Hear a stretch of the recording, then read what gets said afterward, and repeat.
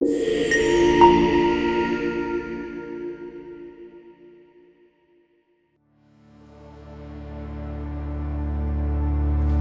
kaip tu galvoji, ar šiais metais žiema bus ta tipinė niūrioji su pliusiniam temperatūrom, ar bus tokia šalta ir balta? Antanina, atsakant į tavo užduotą klausimą, iš tikrųjų rasti atsakymą nėra taip paprasta. Nuspėti, kas bus, praktiškai neįmanoma. Galima tik bandyti spėlioti ir galbūt dėl to agrokoncernas kaip įmonė skiria labai didelį dėmesį veislių atrankai, kadangi tai yra labai svarbu. Įsivertinant, kad mūsų tas klimatas yra nepastovus, kintantis ir nėra taisyklių, kad tai apibrėžti.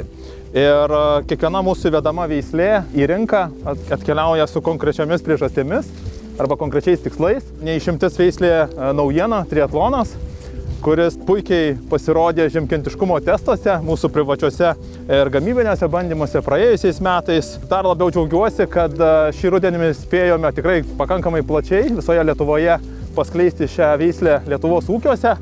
Ir ne tik mes, bet ir patys ūkininkai, tikiuosi po šios žiemos, tą pamatys savo laukuose gamyboje ir tikrai pamatys tą išskirtinumą, tai yra žiemkentiškumą. Iš tikro, praėjusi žiema buvo netipinė ir neeilinė, nes žiemkentiškumą mes galėjome matyti iš savo lokalių bandymų, lokalių rezultatų. Tiek jūsų bandymuose, tiek mūsų privačiuose bandymuose triatlon tikrai puikiai pasirodė, puikiai peržiemojo, be jokių kliūčių ir problemų. Taip pat, kas liečia žiemkentiškumą, yra itin svarbus duomenys iš oficialių Švedijos bandymų.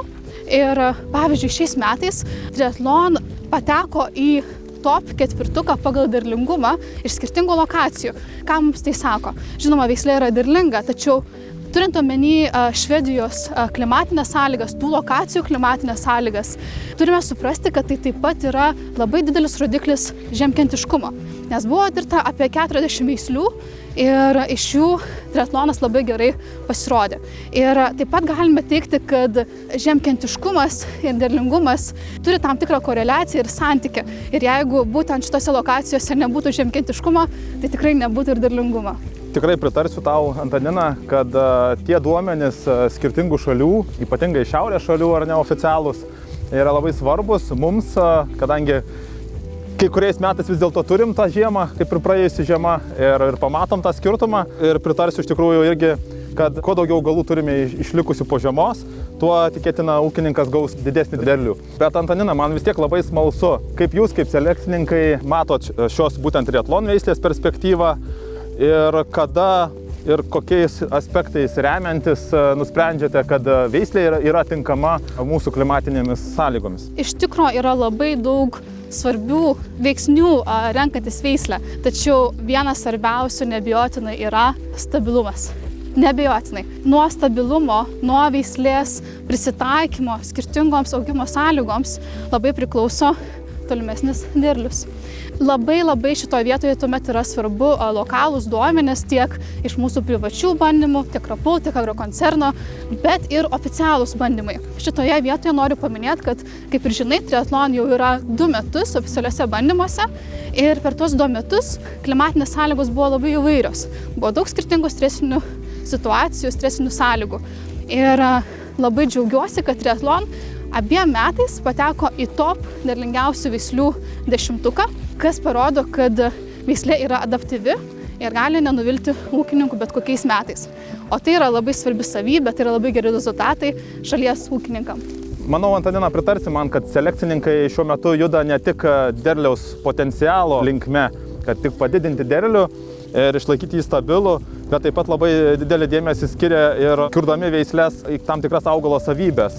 Kaip pavyzdys, didina lapų plotą veislių, kad fotosintezė vyktų intensyviau, stengiasi, kad veislės turėtų labiau išvystytą šaknų sistemą. Kaip tik tyrinėdami triatlon veislę mūsų privačiuose tyrimuose pastebėjome, kad šitą veislę išsiskyrė labai išvystytą šaknų sistema, lyginant su kitomis veislėmis. Ta pastebėdami, inicijavome tyrimą, ėmėme mėginius tiek lapų, tiek šaknų ir bandėme išsiaiškinti, kiek kokių maisto medžiagų augalų veislės gali sukaupti. Ir ką pastebėjome, kad veislė triatlonas būtent sukaupė daugiau maisto medžiagų, lyginant su kitomis veislėmis ir bandymo vidurkiu.